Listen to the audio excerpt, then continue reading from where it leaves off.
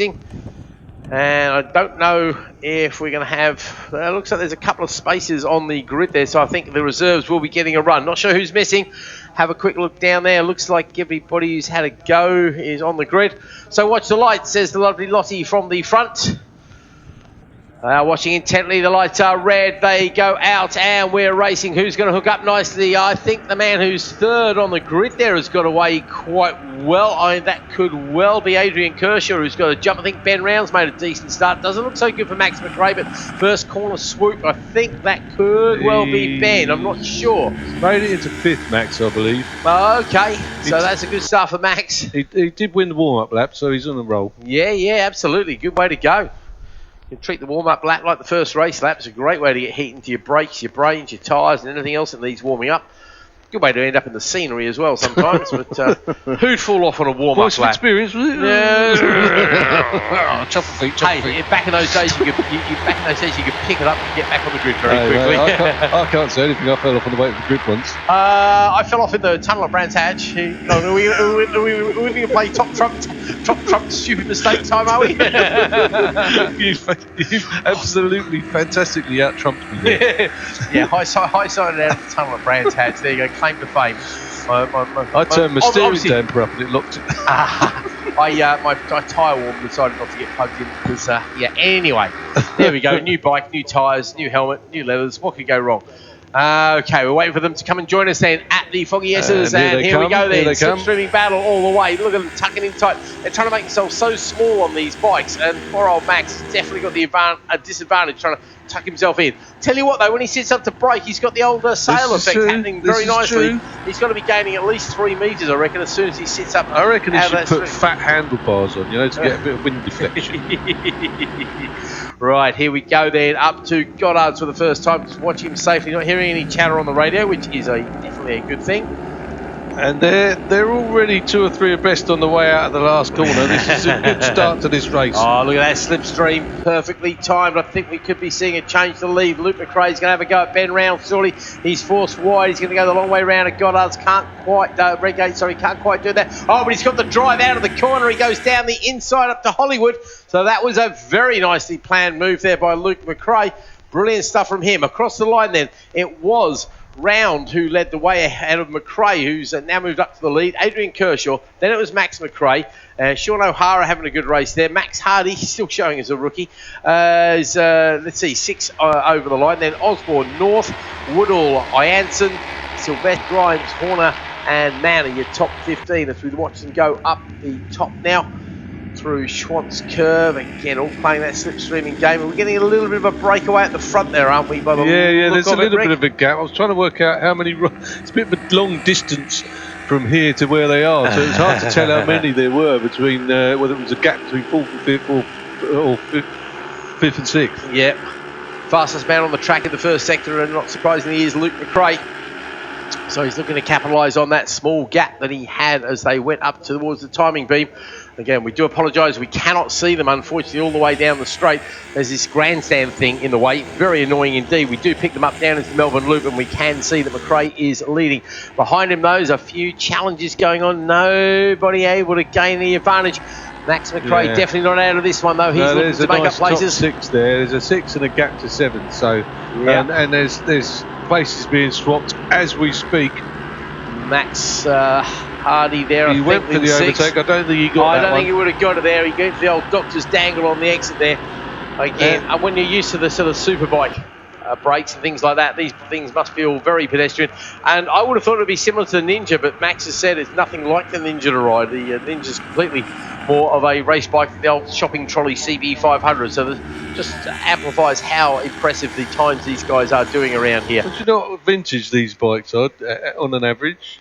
Do you know what? It's not a question I've asked, actually, but I'm thinking it's got to be 20 years or something. We're dealing with, a bit like the YPMs again, but we're dealing with like normal forks and brakes and absolutely. Nothing upside down about them or anything. No. They're an uncomplicated machine, but that's what makes for the close racing. Absolutely it does. I'm not quite sure what the average age of these things. It's got to be 20 years because You think it could be more than that, actually. It could be 25 years. Because I'm trying to think when Toseland was the original CB500 champion. Yeah, so back in that the was day. that would have been the late 90s, early 2000s. That was happening. Yeah. Because I do remember a friend of mine was racing in British Supersport at the time, and he said, "Wow, you've got to watch this Toseland kid. He's going to go places." Having seen him in the CB500, so how I remember that. He was, he just came out of nowhere. Yeah.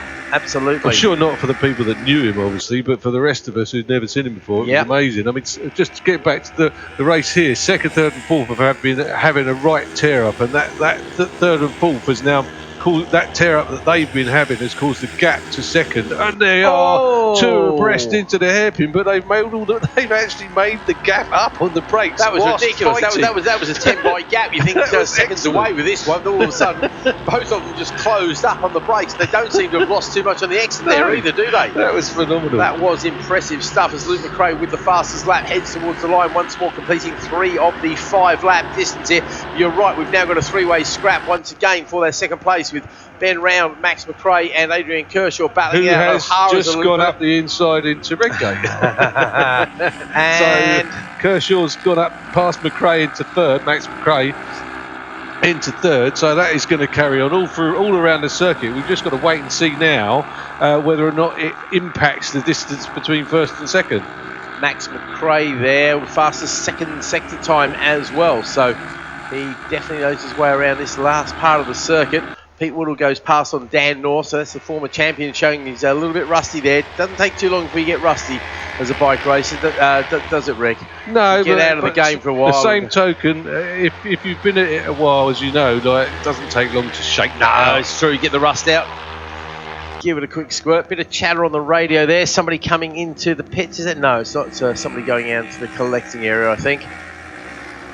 Well, they've all got a bit more sedate on this lap. There's like a reasonable gap between first, second, third and fourth. Let's see. I'll tell you, he's not giving up though, mate. Look at Ben Round's time. He's gone quicker than anybody in the first sector there. He got a purple in sector 1, so he's definitely not giving up on this one. He's a little bit too far and he is behind Luke. Closer, he is definitely closer. You're right. Over the line last time, it was a 1.4 second gap. That ain't 1.4 second, maybe a 0.4 second, but not 1.4. And again, those two are so strong on brakes, aren't they? Yeah. They close up on Ben Round there. Brilliant stuff. So Luke McRae basically got Donington parking to himself at the moment. Now, back markers shouldn't really be a feature here on this long circuit. That's the great thing about this place. Usually don't come too much into play unless you're getting some really long races as Luke comes over the line. He's going to pick up the last lap flag. Then the other's going to get the hurry up flag. And who's it going to be this time? No change. Yes, there is. Kershaw goes past on McRae this time. And fastest lap. Yeah, it is a new fastest lap there. 1:48.2 for Luke McRae out in front. So he definitely knows he can't roll out of this one. And that gap that we thought was getting closer and closer has actually gone out to 1.7 seconds. So I'm surprised to see that, because I thought Ben Round and Adrian Kershaw were closing very quickly. Well, I'd have agreed with you, but I can't even borrow your glasses because they obviously don't work. John Ashby goes past from Calvin Grimes to gain a place somewhere down towards the back there. And we lost somebody, I think. Somebody's gone tumbling down. Will Kearney's lost a few places out there as well. Lots of chopping and changing. Joe Baldry making up a few places, puts himself into 23rd place overall, 7th in class, the big boys class, of course, for Joe, unsurprisingly, as they start tripping the timing beam over the back there. It's a PB this time for Luke McRae. He really is keeping it pinned. Also a PB for his brother Max. Those two definitely wanting to A, win the race, and B, make up some places, bearing in mind that there was only 0.4 of a second covering the second, third and fourth over the line. They're going to wait for them to come back into our view, which they do right on cue. Looks like it's going to be Ben Round in second, but that third place is anybody. It's under threat. Have a look. It's under threat. And does he get it? Will he get it on the cut back? I think that's McRae on Kershaw there. He cranks it over hard. Now McRae's going to be too far away, surely, to have a go at Round. No, there's no way he's going to make a stab at that. Are we going to see a fight back there from Kershaw? I don't think so. Up we go to Goddard's for the last time. 25 more points heading into the bag of Luke McRae. Over the line in second place. I tell you what, he did close the gap right down at the end there. I think Goddard's a bit of a bogey corner there for Ben Round, but nonetheless, he still finishes in second place with Adrian Kershaw just a 10th behind him. Max McRae up next, and Sean O'Hara, another good ride for him as well. Max Hardy finishes in 6th place, big man on a very little bike. And Dan North, good comeback for Dan there in 7th place. Pete Whittle, then Sylvester, Osborne, Horner, Ianson, Ashmead, Grimes, Dwyer, Mann, Johns, Siggins, Sugden, Adorjan is your top 20, and they're followed by Dello, Carter, Baldry, Butler, Goff, Kearney, Stacey, Marshall, next two, because we're going to run out of screen. Wolf and Flint, there we go. We've got too many bikes for the screens that we have. We've only got 30 spaces on the screen, so well done everybody for making it to the end in a great race. So, Another good cracker. action at the front. We do like the action that we get from the Thunderbike 500s, because it is an open class. Actually, you don't have to run a CB500. You can turn up here with another 500 of some description, maybe a GS 500 Suzuki. As long as it's a twin, is it? It's going to be a twin, a vertical twin, I believe. I'm not quite sure of the total regulations. Parallel twin, then. Parallel twin, yep. So you're looking at GPZ 500 or something like that. Then. Could have a GPZ 500 if you really wanted one, and the other thing is horsepower, of course. Okay. I think it's limited to 50 horsepower or something like that. So, again, Mark Dent, our technical chief, our technical director, keeps a very close eye on these things. What you'll see is maybe a couple of bikes being pulled to one side after the race. Yeah. Just chucked on the dyno to make sure they're all compliant. And it's not just this class, it's also the mini twins, of course, which is another horsepower restricted class.